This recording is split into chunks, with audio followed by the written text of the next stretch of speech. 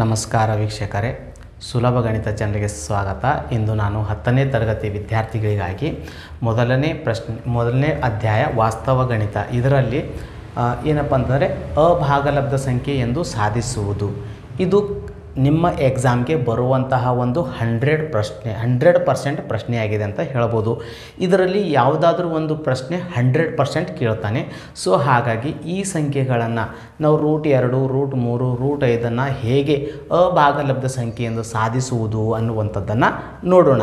ಯಾವುದೇ ಒಂದು ಅಂಶ ಮಿಸ್ ಆಗಬಾರ್ದು ಅನ್ನುವಂಥದ್ದು ಕಾರಣದಿಂದ ನಾನು ಮೊದಲನೇ ಒಂದು ಬರೆದಿಟ್ಕೊಂಡಿದ್ದೀನಿ. ಇದರ ಬಗ್ಗೆ ನಾನು ವಿವರಣೆಯನ್ನು ಕೊಡ್ತೀನಿ ನೋಡಿ. ಈಗ ಮೊಟ್ಟ ಮೊದಲೇ ಪ್ರಶ್ನೆ ಒಂದೇ, ಅರ್ಥ ನೆನಪಿಟ್ಕೊಳ್ಳಿ. √2 ನಾನು ಪ್ರೂವ್ ಮಾಡಿದ್ದೀನಿ, ಸಾಧಿಸಿದ್ದೀನಿ. 3 ಮತ್ತು 5 ಕೂಡ ನಾನು ಇದರಲ್ಲೇ ಸಾಧಿಸಿ ತೋರಿಸ್ತೀನಿ. ಯಾವುದೇ ಒಂದು ಅಂಶಗಳು ಇದ್ರ ಚೇಂಜಸ್ ಇರುವುದಿಲ್ಲ, ಕೇವಲ ನಂಬರ್ಸ್ ಅಷ್ಟೇ ಚೇಂಜ್ ಆಗುತ್ತೆ ಅನ್ನುವಂಥದ್ದನ್ನು ನಾವು ನಮ್ಮ ತಲೆಯಲ್ಲಿ ಇಟ್ಕೊಳ್ಬೇಕು ಅಷ್ಟೇ. ಹೌದಾ? ಇವಾಗ ನೋಡಿ, √2 ಒಂದು ಅಭಾಗಲಬ್ಧ ಸಂಖ್ಯೆ ಎಂದು ಹೇಗೆ ಸಾಧಿಸುವುದು ಅಂತಂದರೆ, ನಾವು ಇದನ್ನು ವೈರುಧ್ಯ ವಿಧಾನದಿಂದ, ವೈರುಧ್ಯ ಅಂತಂದರೆ ಅಪೋಸಿಟ್, ಅಂದರೆ ನಾವು ಅಭಾಗಲಬ್ಧ ಸಂಖ್ಯೆ ಅನ್ನುವಂಥದ್ದನ್ನು ಭಾಗಲಬ್ಧ ಸಂಖ್ಯೆ ಅಂತ ನೆನಪಿನಲ್ಲಿ ಇಟ್ಟುಕೊಂಡು ಹೇಗೆ ಸಾಧಿಸುವುದು ಅನ್ನುವಂಥದ್ದನ್ನು ನೋಡೋಣ. ನೋಡಿರಿ, ನಾವಿಲ್ಲಿ ಒಂದು ಊಹೆಯನ್ನು ಮಾಡಿಕೊಳ್ಳೋಣ. ಮೊದಲನೇದಾಗಿ √2 ಒಂದು ಭಾಗಲಬ್ಧ ಸಂಖ್ಯೆ ಆಗಿರಲಿ. ಹೌದಾ? ಇದು ಮೊದಲನೇ ಒಂದು ಸ್ಟೆಪ್. ಎಲ್ಲ ಪ್ರಶ್ನೆಗಳಿಗೂ ಇದೇ ಉತ್ತರ. ಮೊದಲನೇದು √2 ಒಂದು ಭಾಗಲಬ್ಧ ಸಂಖ್ಯೆ ಆಗಿರಲಿ, ಅಥವಾ √3 ಬಂದರೆ 3, 5 ಬಂದರೆ 5.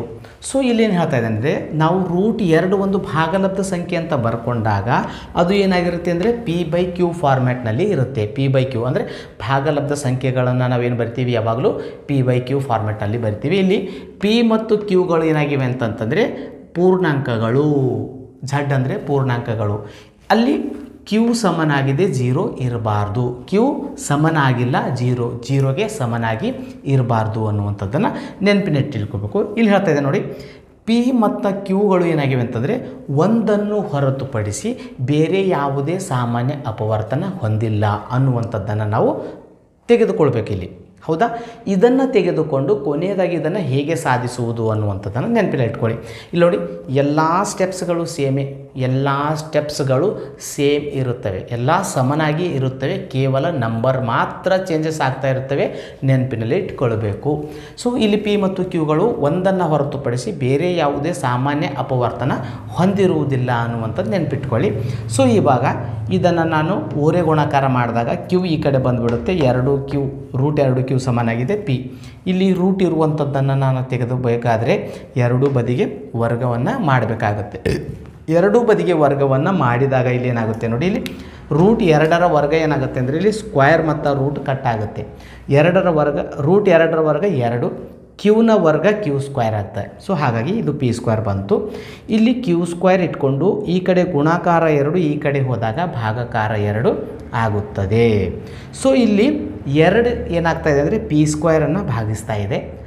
2 ಏನಾಗ್ತಾಯಿದೆ, P² ಭಾಗಿಸ್ತಾ ಇದೆ.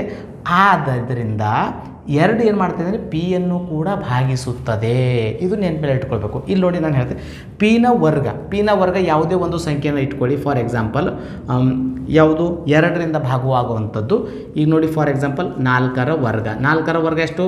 16. 16ಕ್ಕೆ 2ರಿಂದ ಭಾಗಿಸಿದಾಗ 2 1 2 8. ಇದು ನೋಡಿ ಭಾಗಿಸ್ತಾ ಇದೆ. ಸೊ ಇಲ್ಲಿ ವರ್ಗ ಕೂಡ ಭಾಗಿಸ್ತಾ ಇದೆ ಮತ್ತು ವರ್ಗ ಇಲ್ಲದಾಗೂ ಕೂಡ ಅದು ಭಾಗ ಆಗ್ತಾ ಇದೆ ಅಂತ ಹೇಳ್ತಾ ಇದ್ದೀನಿ. ಅಂದರೆ ವರ್ಗ ಇಲ್ಲದಾಗ ಇದು 4/2 ಮಾಡಿದಾಗ 2 4ನ್ನು ಇಲ್ಲಿ P ಒಂದು ಸ್ಥಳದಲ್ಲಿ ನಾವು ಬೇರೆ ಯಾವುದೇ ಸಂಖ್ಯೆಗಳನ್ನು ಇಟ್ಕೊಂಡಾಗ ಅದು ಭಾಗಿಸುತ್ತದೆ ಅನ್ನುವಂಥದ್ದನ್ನು ನಮ್ಮಲ್ಲಿ ನೆನಪಿನಲ್ಲಿ ಇಟ್ಕೊಳ್ಬೇಕು. 2 ಏನು ಮಾಡ್ತಾ ಇದೆ, P² ಭಾಗಿಸ್ತಾ ಇದೆ. ಆದ್ದರಿಂದ 2 Pಯನ್ನು ಕೂಡ ಭಾಗಿಸ್ತಾ ಇದೆ. ಸೊ ಹಾಗಾಗಿ ನಾವಿಲ್ಲೇನು ಮಾಡಬೇಕಂದ್ರೆ Pಗೆ ಏನು ಮಾಡಬೇಕು ಅಂತಂದರೆ 2C ಅನ್ನುವಂಥದ್ದನ್ನು ಇಟ್ಕೊಳ್ಬೇಕು. ಯಾಕೆಂದರೆ ಅದು ಭಾಗ ಮಾಡ್ತಾ ಇದೆ. ಹೌದಾ? ಸೊ ಇವಾಗ ಇಲ್ಲಿ ನೋಡಿ, 2Q² ಎಲ್ಲಿದೆ ನೋಡಿ, ಇಲ್ಲಿದೆ. 2Q² ಹಾಗೆ ಇಟ್ಕೊಂಡಿನಿ. P ಒಂದು ಸ್ಥಳದಲ್ಲಿ 2C ಅಂತ ಇಟ್ಕೊಂಡಿನಿ. P ಒಂದು ಸ್ಥಳದಲ್ಲಿ 2C, ಇದು ವರ್ಗ ಹಾಗೆ ಇರಲಿ. 2 ಕ್ಯೂ ಸ್ಕ್ವೇರ್ ಸಮನಾಗಿದೆ 2ರ ವರ್ಗ 4 ಸಿನ ವರ್ಗ ಸಿ ಸ್ಕ್ವೇರ್ ಆಗುತ್ತೆ. ಸೊ ಹಾಗಾಗಿ ನೋಡಿ 2 ಕ್ಯೂ ಸ್ಕ್ವೇರ್ ಆಯಿತು. ಇದು 4 ಗುಣಾಕಾರ ಈ ಕಡೆ ಬಂದಾಗ ಅದು ಭಾಗಾಕಾರ 4 ಆಗುತ್ತೆ. 2 ಒಂದಲೇ 2 ಎರಡಲೇ ಆಯಿತು. ಸೊ ಇಲ್ಲಿ ನೋಡಿ ಪಿ ಸ್ಕ್ವೇರ್ ಸಮನಾಗಿದೆ ಏನಾಯಿತು ಕ್ಯೂ ಸ್ಕ್ವೇರ್ ಭಾಗಿಲೆ 2. ನೆನಪಿಟ್ಕೊಳ್ಳಿ, ಮೊದಲನೇದಾಗಿ ನಾವೇನು ಮಾಡಬೇಕು, ಪಿ ಸ್ಕ್ವೇರನ್ನು 2ನ್ನು ಪಿ ಸ್ಕ್ವೇರಿಗೆ ಭಾಗಿಸೋವಂಥದ್ದು. ಇನ್ನು ಎರಡನೇದಾಗಿ ಕ್ಯೂ ಸ್ಕ್ವೇರ್ಗೂ ಕೂಡ ಭಾಗ ಮಾಡಿ ನೋಡಬೇಕು. ಮೊದಲನೇದು ಪಿ ಸ್ಕ್ವೇರ್ಗೆ ಭಾಗ ಮಾಡಬೇಕು, ಎರಡನೇದು ಕ್ಯೂ ಸ್ಕ್ವೇರ್ಗೂ ಕೂಡ ಭಾಗ ಮಾಡಬೇಕು ಅನ್ನುವಂಥದ್ದನ್ನು ನಮಗೆ ನೆನಪಿನಲ್ಲಿ ಇರಬೇಕು. ಸೊ ಇಲ್ಲೇನಾಗ್ತದೆ ನೋಡಿ, 2 ಏನು ಮಾಡ್ತಾಯಿದೆ ಅಂದರೆ ಕ್ಯೂ ಸ್ಕ್ವೇರನ್ನು ಕೂಡ ಭಾಗಿಸ್ತಾ ಇದೆ. ಸೊ ಹಾಗಾಗಿ 2 ಏನು ಮಾಡುತ್ತೆ ಅಂದರೆ ಕ್ಯೂವನ್ನು ಕೂಡ ಭಾಗಿಸುತ್ತದೆ. 100% ಭಾಗ ಅದು ಆಗಲೇಬೇಕು. ಯಾವುದೇ ಒಂದು ಸಂಖ್ಯೆನ ಅದು ವರ್ಗ, ಯಾವುದೇ ಒಂದಲ್ಲ 2 ಸಂಖ್ಯೆ ಏನಿದೆ ನೋಡಿ, ಬೇರೆ ಯಾವುದೇ ಸಂಖ್ಯೆಯನ್ನು ವರ್ಗ ಮಾಡಿದಾಗ ಭಾಗಿಸ್ತಾ ಇದೆ ನೋಡಿ, ಅದರ ವರ್ಗ ಮೂಲಕ್ಕೂ ಕೂಡ ಅದು ಭಾಗ ಮಾಡುತ್ತದೆ ಅನ್ನುವಂಥದ್ದನ್ನು ನಾವು ನೆನಪಿನಲ್ಲಿ ಇಟ್ಕೊಳ್ಬೇಕು. ಹೌದಾ? ಇವಾಗ ಇಲ್ಲಿ ನೋಡಿ, ಇಲ್ಲಿ ಕನಿಷ್ಠ ಏನಾಗ್ತಾ ಇದೆ ಅಂದರೆ ಪಿ ಮತ್ತು ಕ್ಯೂಗಳು ಏನಾಗಿದೆ ಅಂದರೆ 2 ಸಾಮಾನ್ಯ ಅಪವರ್ತನವಾಗಿ ಹೊಂದಿದೆ. ಬಟ್ ನಾವು ಇಲ್ಲಿ ಏನು ಅರ್ಥ ಮಾಡ್ಕೊಂಡಿದ್ದೀವಿ, ಒಂದನ್ನು ಹೊರತುಪಡಿಸಿ ಬೇರೆ ಯಾವುದೇ ಅಪವರ್ತನ ಇಲ್ಲ ಅಂತ ಹೇಳ್ತಾ ಇದ್ದೀವಿ. ಬಟ್ ಇಲ್ಲೇನು ಬರ್ತಾ ಇದೆ ಅಂತಂದರೆ ಕನಿಷ್ಠ 2 ಒಂದು ಅಪವರ್ತನ ಅಂತ ಬರ್ತಾ ಇದೆ.